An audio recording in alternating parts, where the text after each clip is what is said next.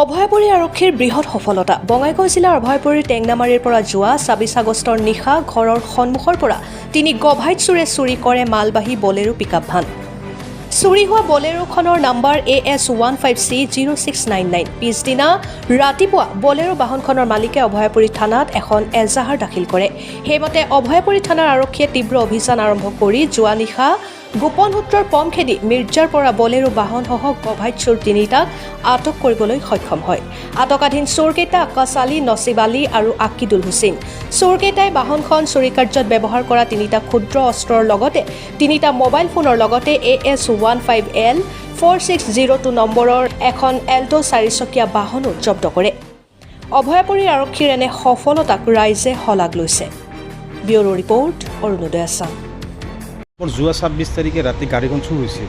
মই এই বুলেৰো পিকআপ মালটানা মই ৰাতিপুৱা আহি অভয়পুৰী আৰক্ষী চকীত মই ইজাহাৰ দিলোঁ গাড়ীখন হেৰুৱা বুলি। ক'ৰ পৰা চুৰ হৈছে? অভয়পুৰী টেংনামাৰী তিনিআলিৰ পৰা ৰাস্তাৰ কাষত ৰখা আছে তাৰ পৰা চুৰ হৈছে।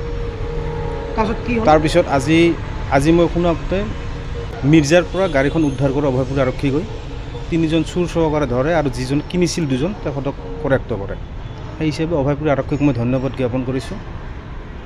এনেকৈ আৰু চুৰ হৈছে খৰাগৰ বা গাড়ী এখন চুৰ হৈছে যোৱা 15 আগষ্টৰ দিনা ৰাতি।